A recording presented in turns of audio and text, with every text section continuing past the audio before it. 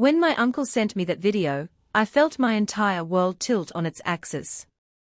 For a moment, I couldn't even breathe. There they were, my parents and my brother Ethan, sitting around our old kitchen table in Phoenix. The same table where we once celebrated birthdays, argued over homework, and shared late-night conversations. Now, they were talking about me as if I were nothing more than an inconvenience, a burden they tolerated only because they had to. The familiar Arizona sunlight streamed through the windows, bathing the room in a warm golden glow. It should have felt comforting. Instead, it felt cruel, like the house itself was mocking me while they tore me apart with their words. Ava only helps because she owes us, my mother said, her voice sharp with resentment. After everything we've done for her, paying the mortgage is the least she can do. My chest tightened. My brother Ethan leaned back in his chair, a smug smirk spreading across his face. Yeah. And she acts like she's doing us some huge favor. Honestly, it's a joke. The knife twisted deeper. But the moment that hurt the most wasn't their words, it was my father. He didn't say anything. He just nodded quietly, as if agreeing was easier than defending his own daughter. This was the same man who had once taught me how to ride a bike, running behind me until I finally found my balance. The same man who used to sit beside me at the kitchen table, helping me with math homework when I was too tired to think straight. Now, he sat there in silence while they reduced me to nothing. The video was shaky, clearly recorded without their knowledge, but every word came through crystal clear. I watched it once. Then again. And again. Each time, a strange mix of numbness and clarity settled deeper into my bones. For the past 4 years, I had been quietly making substantial payments toward their mortgage through my LLC, North Star Holdings. They believed they were paying a bank. They never bothered to read the fine print, never noticed whose name actually sat behind the agreement. Every month, they sent in their small contribution, like clockwork. And every month, I covered the majority of the payment. All while they complained about how little I helped. My Uncle Robert's message followed the video almost immediately. You needed to see this, Ava. I couldn't stay quiet anymore.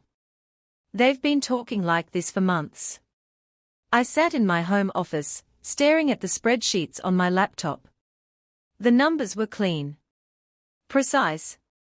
Unforgiving. Over $200,000. That's how much I had invested to keep them comfortable in that house.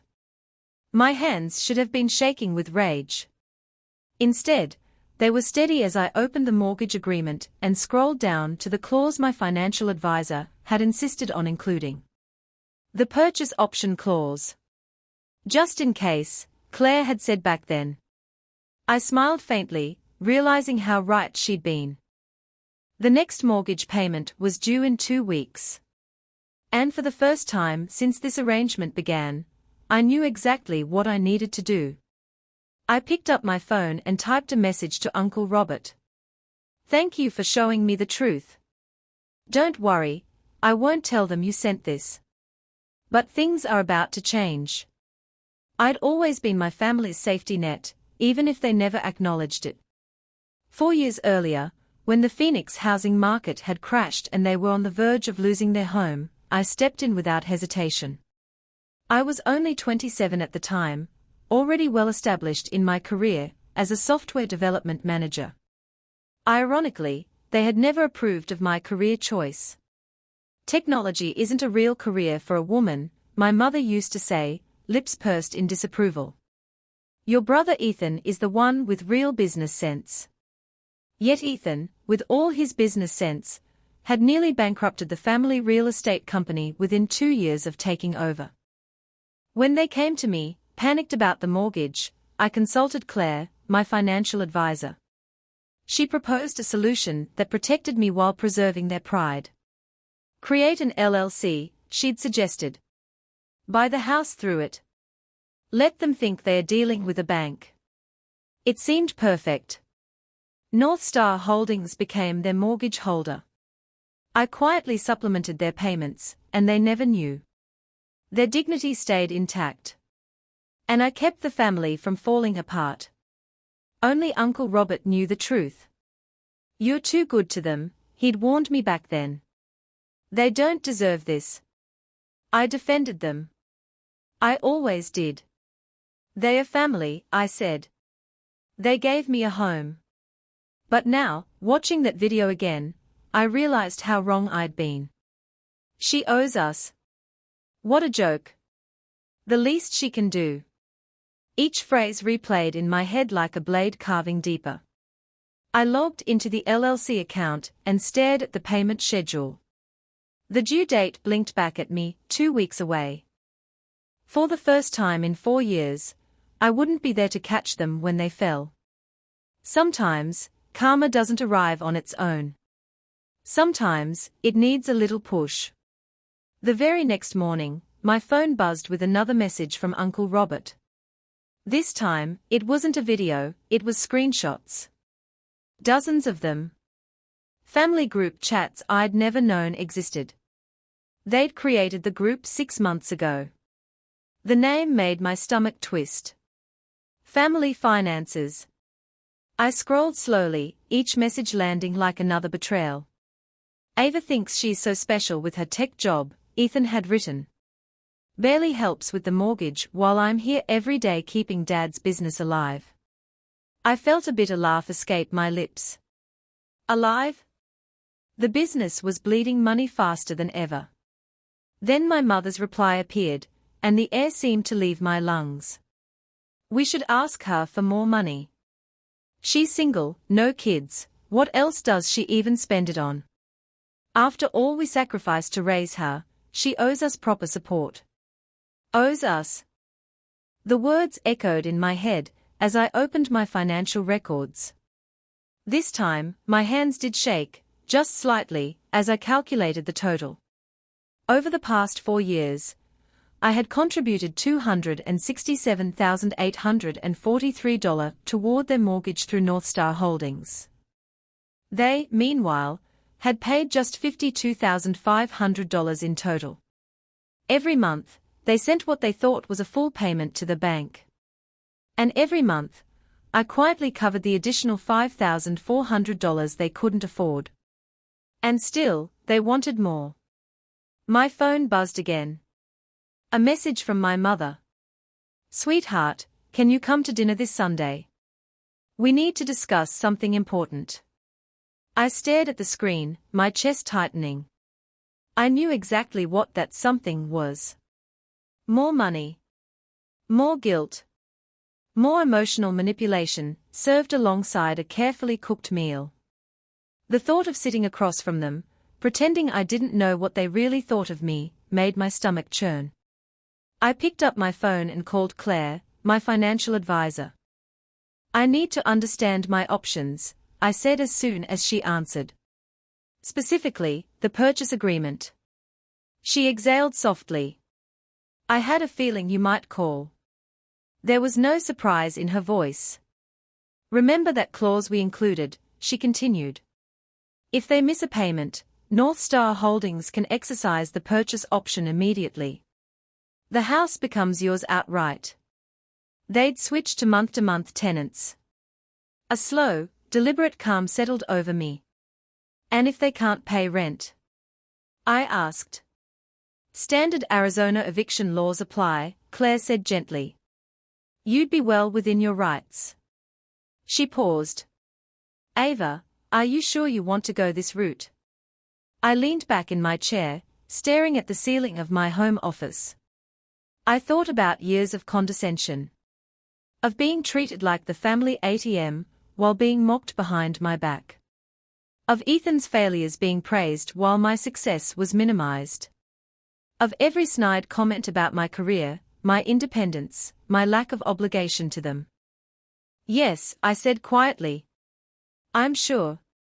But I won't tell them anything yet. Let them think everything is normal." Claire didn't argue. "I'll prepare the paperwork." I texted my mother back. "Of course I'll come to dinner. Looking forward to it." Heavy black heart hash, the heart emoji felt ironic.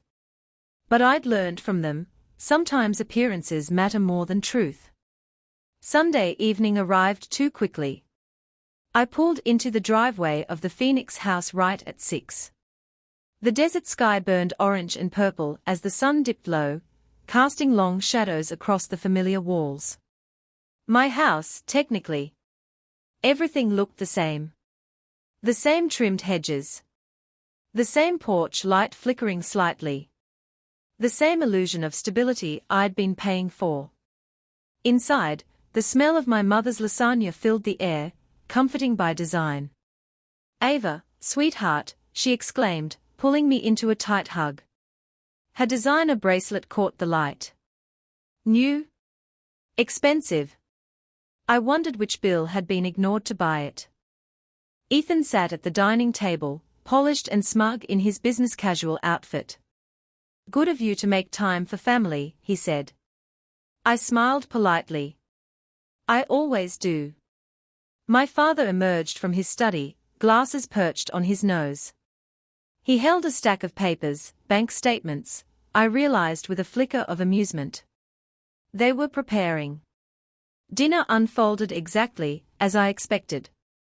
Compliments. Nostalgia. Subtle reminders of everything they'd ever done for me. Then came the pitch. "The mortgage has become such a burden," my father said solemnly. "And with you doing so well in your computer work, software development," I corrected automatically. Right, he waved it off. "We thought you might help more." My mother reached across the table, squeezing my hand. "Just an extra $2,000 a month. It's nothing for someone like you." I chewed slowly, buying time. They had no idea I was already paying more than double that. "I'll think about it," I said finally. "Things are a bit uncertain right now." Ethan scoffed. "Please. Some of us are actually working hard to keep this family's legacy alive." I smiled faintly. "You're right," I said. "Sometimes people get exactly what they deserve." Their mortgage payment was due in 8 days. And for the first time, I wasn't going to save them. I didn't leave right after dinner. Instead, I excused myself to use the bathroom, letting my mother fuss over whether I needed anything, tea, dessert, leftovers to take home. I smiled, played my part, and waited until their attention shifted back to Ethan's complaints about work. On my way down the hallway, I slowed as I passed my father's study. The door was slightly open. Voices drifted out. Low? Urgent. I stopped. "She's not going to help," Ethan said, his voice sharp with irritation. "Did you see how she sat there? Acting all superior with her tech money." My mother sighed. "Patience. She always caves. She just needs reminding." "Reminding of what?" my father asked. I held my breath. "The investment documents," my mother replied. "The ones I found in her cloud storage when she used our Wi-Fi last month." My blood ran cold. My father leaned closer, lowering his voice. "I looked them up. It's a legitimate LLC, North Star Holdings. It's doing very well. She's hiding money there instead of helping her family."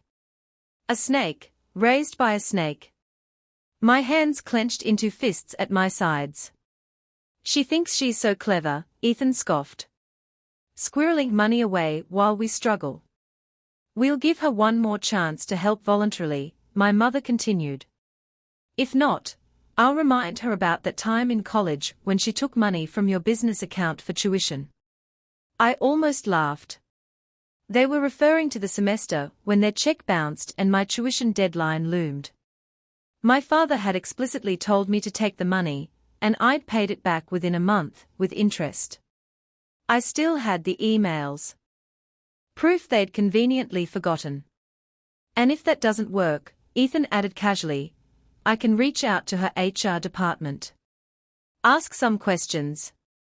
Maybe suggest she's been misusing company resources, or isn't mentally stable. Ice flooded my veins. They were discussing destroying my career as calmly as ordering dessert. These weren't desperate people. They were predators. I stepped back silently, walked into the bathroom, flushed the toilet, and splashed water on my face. When I returned to the dining room, they were seated again, wearing pleasant, practiced smiles. My mother looked up. "Sweetheart, have you thought any more about helping us with the mortgage?" I met her eyes steadily. "Actually," I said, "I have." Their posture shifted instantly, hope sharpening into expectation. "You're right. Family should help family." Relief flickered across their faces. "I'll have an answer for you in about 8 days. Ethan frowned. "Why so specific?" I stood, gathering my purse. "I just need to check a few things with my financial advisor. You understand, being careful with money is good business sense." I smiled at Ethan as I echoed his favorite phrase. My mother hugged me tightly at the door. "We knew you'd understand. Family always comes first." "Yes," I replied softly. "It does." As I drove home, I called Uncle Robert. "You were right," I said when he answered. "About all of them?" He didn't sound surprised. "I'm sorry you had to hear it that way. I'm done playing the silent partner," I continued. "It's time for the final act." The next week crawled by. Every day brought a new message from my family. "Any update?" Bank called again. "We are under so much stress." Each text strengthened my resolve. I forwarded everything to Claire, who was preparing the paperwork. "Once they miss the payment, we can move immediately," she confirmed during our meeting 3 days before the due date. "Everything is legally airtight." "They can't fight it?" I asked. "No," she said firmly. "Your father barely read the agreement. He was desperate." That evening, Ethan tried another tactic. "Hey sis," his text read. "Heard layoffs might be coming in tech." Scary, huh? Good thing you have family to fall back on. By the way, about that extra help we discussed, I showed the message to Uncle Robert over coffee the next day. "They never change," he said, shaking his head. "They did this to your cousin too. That's why we distanced ourselves." "Did you know they went through my files?" I asked. He sighed. "Of course they did. They are always looking for leverage." "Are you ready for the fallout?" he asked quietly. I thought of the video. The group chats. The threats. I'm ready. 2 days before the payment was due, my mother called. "We really need your answer," she said, her voice strained. "Family has to stick together." "Don't worry, Mom," I replied calmly. "Everything will be very clear soon." That night, an automated email arrived from the bank. Their payment attempt had bounced. The account was overdrawn. I forwarded the message to Claire. "Here we go," she replied. "Want me to start proceedings tomorrow?" I stared at the screen, remembering the lasagna dinner. Their smiles. Their threats. "No," I typed back. "Let's wait until the payment officially fails. Let them think everything's fine." They'd taught me well. Timing was everything. I spent the night preparing. I drafted an email to my company's HR department, documenting my family's threats and attaching the evidence Uncle Robert had provided. If they tried to sabotage my career, I'd be ready. The deadline came. At exactly 9 a.m., North Star Holdings' automated system issued the default notice. I watched my phone, counting the seconds. 12 minutes later, it rang. "Ava," my mother said, frantic. "Something's wrong with the mortgage. The bank says we defaulted. We need your help, now." I exhaled slowly. Actually, I said, my voice steady, North Star Holdings isn't a bank. Silence. It's an LLC, I continued. My LLC. And just like that, the truth finally arrived. The silence on the other end of the line was so complete I could hear my own breathing. What did you just say? My mother whispered. I leaned back in my chair, staring at the city skyline outside my office window. For years, I'd imagined this moment, anger, tears, shouting. What I felt instead was calm.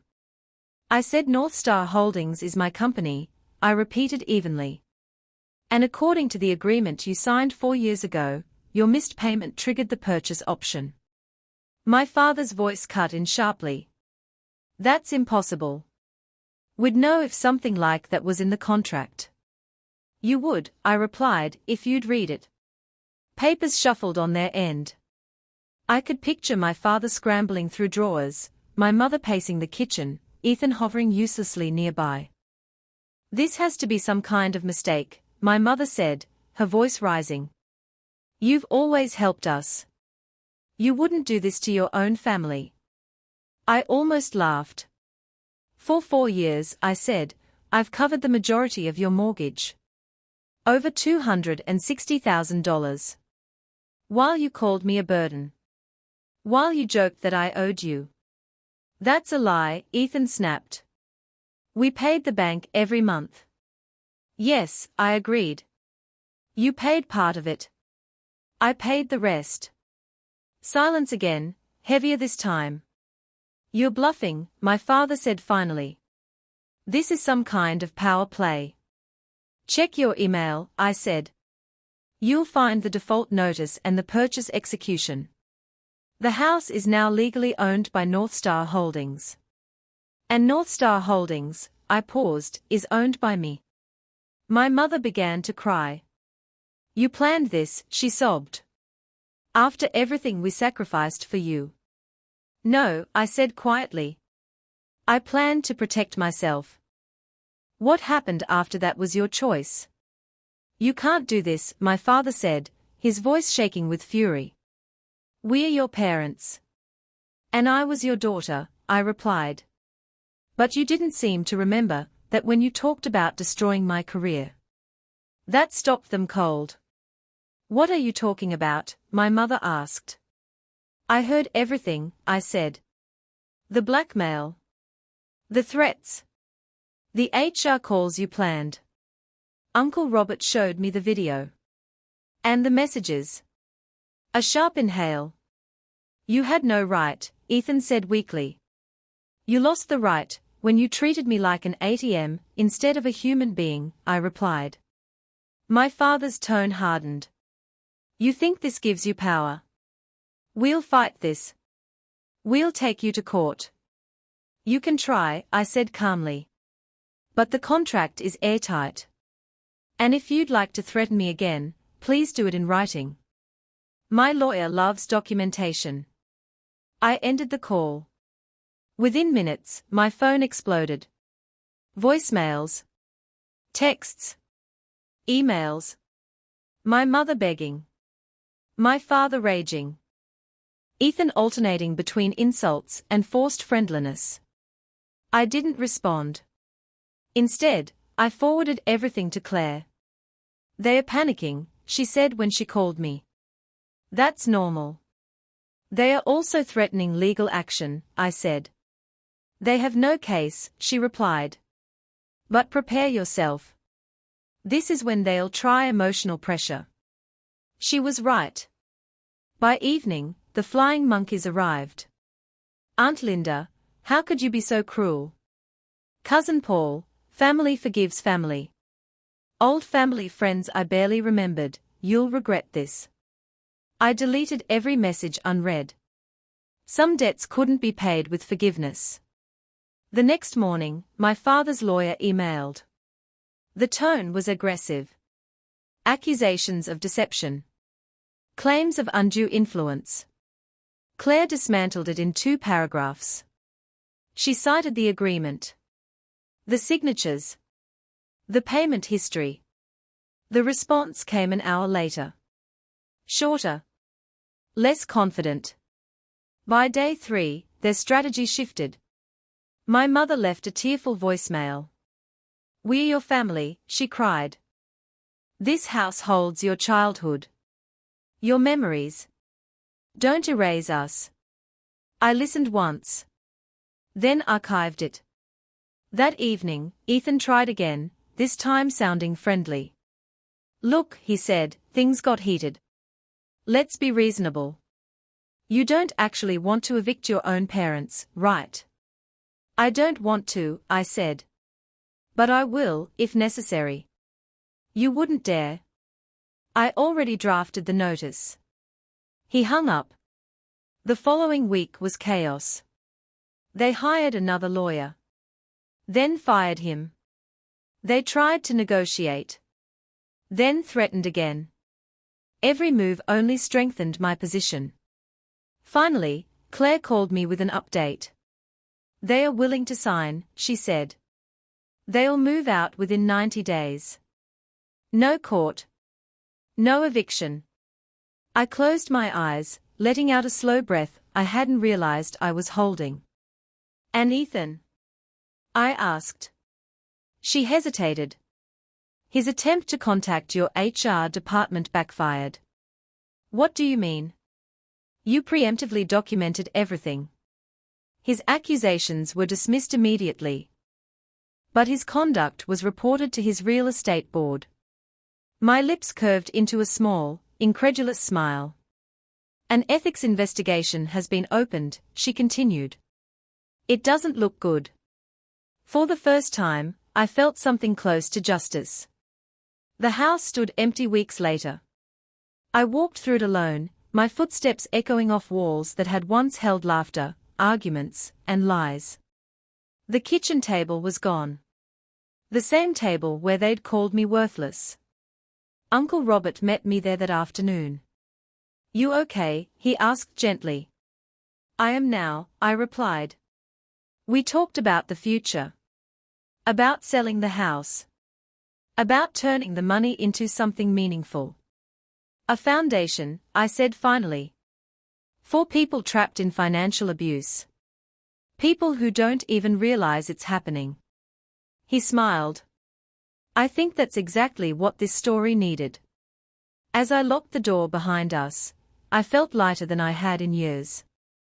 They'd taught me that family comes first. They just never expected me to choose myself. The first night after the house officially became empty, I didn't feel victorious. I felt hollow. Standing alone in the quiet living room, I ran my fingers along the wall where my height had been marked year after year in pencil, evidence that I had once belonged here. The echoes weren't just from the empty rooms, they were from every memory I was finally allowing myself to examine without denial.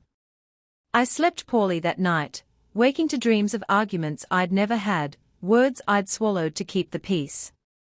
When morning came, I made coffee and sat at my kitchen table in my own apartment, staring at the steam curling upward and thinking about what came next. Power didn't bring peace. Closure did. That afternoon, Claire called. "They've signed the agreement," she said. "Your parents vacate fully by the end of the week. Utilities will be transferred tomorrow." I nodded, even though she couldn't see me. "And Ethan?" She exhaled. "His situation is getting worse. The ethics board requested financial records from his real estate firm. Apparently, this isn't the first complaint." I wasn't surprised. Entitlement had always been his business model. "Do you want me to handle all communication going forward?"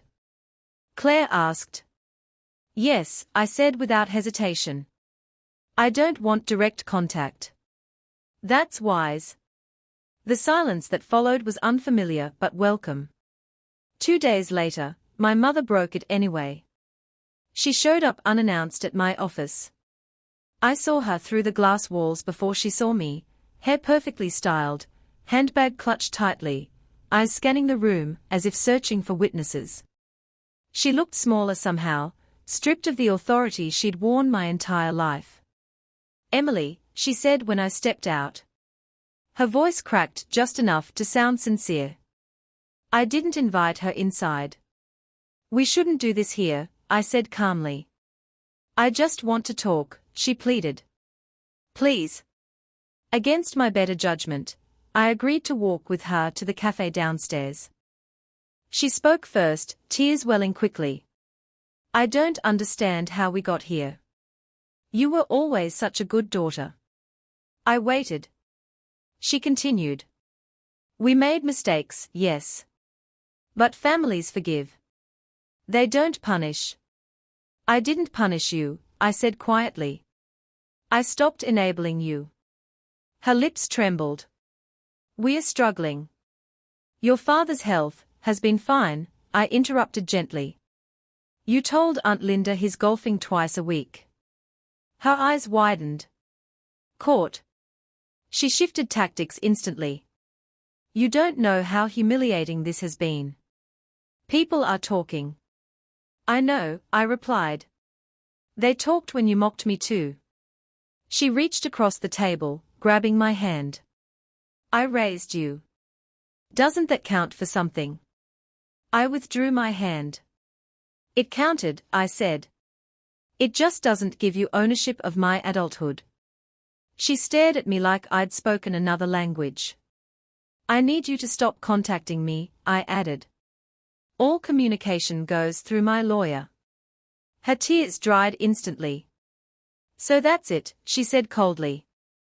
You're choosing money over family. No, I corrected. I'm choosing myself over abuse. She stood abruptly, knocking her chair back. You'll regret this. I met her gaze evenly. I already don't. She walked away without looking back. That night, I sat with Uncle Robert and his wife in my apartment. They'd brought takeout and an unspoken understanding. You did the right thing, his wife said softly. I know, I replied. But knowing doesn't erase the grief. No, Robert agreed. But it makes room for something healthier. The next week, Ethan's downfall became public. A colleague forwarded me an article, Local Real Estate Broker, under investigation for ethical violations. His name was in the headline. I closed the tab without reading further. Some consequences didn't need an audience. Claire called again later that day. The house is officially cleared, she said. Do you want to proceed with the sale? Yes, I replied. List it. And the proceeds. I hesitated only a moment. Set up the foundation. She smiled audibly through the phone. I thought you'd say that. The foundation paperwork consumed the following weeks. I met with counselors, financial abuse advocates, housing specialists. The more I learned, the more I realized how close I'd come to losing everything without even recognizing it as abuse. Control disguised as family obligation. Guilt weaponized as love. When the house sold above asking price, I felt something finally settle inside me. Not triumph. Relief. The final message from my father arrived as a handwritten letter. He apologized without actually apologizing. Blamed stress. Blamed fear. Blamed everyone but himself. I placed the letter in a drawer and closed it. Some chapters didn't need revisiting. On the day the foundation officially launched, I stood in front of a small room filled with volunteers and advisors. This exists, I told them, for people who were told they owed loyalty at the expense of dignity. When the applause ended, I stepped outside, breathing in the late afternoon air. For the first time, I wasn't bracing for the next demand. I wasn't waiting to be needed. I was free. And that, I realized, was worth everything. Freedom didn't arrive all at once.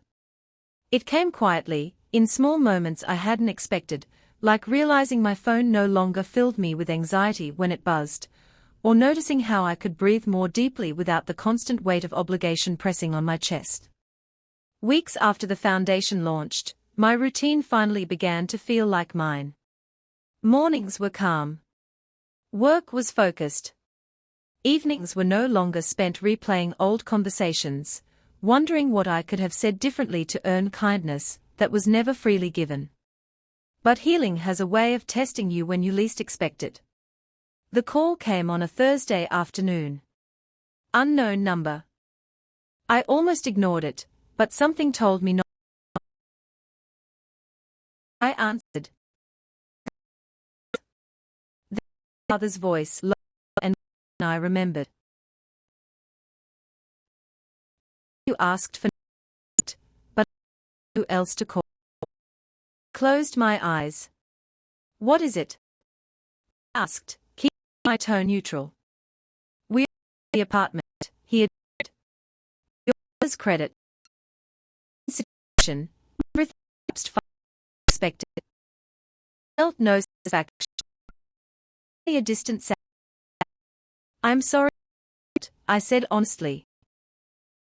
But we don't much, continually. Just the deposit. Early. Was. Up as he. I can't do. His breath hitched. To everything you. The landed flat. Of their power. I should. What you doing for now? Help. It's turned to harm. Change. I agreed. Finally, he hung by. Stared at the phone for a moment, waiting for it to rise. It didn't. That evening, I talked it through with my therapist. You held your boundary, she said. How does that feel? Sad, I admitted. But also, clean. Like I didn't betray myself. She smiled. That's growth. A few days later, the backlash began. Extended relatives reached out, some subtle, some aggressive. Blood is blood. You only get one family. You're punishing your parents for mistakes. I responded to none of them. Instead, I poured my energy into the foundation. We helped our first family that month, a single mother who'd signed documents she didn't understand, pressured by relatives who promised to handle the money. Watching her realize she wasn't crazy, that what happened to her had a name, was more powerful than any revenge fantasy I'd ever imagined. This saved me, she said through tears. So had standing up for myself. Then came the email from Ethan. No greeting. No apology. Just entitlement. If you don't fix this, I'll make sure people know what kind of person you are. I forwarded it to Claire without responding. 10 minutes later, Claire replied, already handled. His lawyer advised him to stop contacting you. I smiled for the first time that day. The final attempt came from my mother. She sent a long message, pages of emotion, blame, self-pity, selective memory. At the very end, she wrote, I hope one day you realize family is all that matters. I typed a response. Deleted it. Then typed another.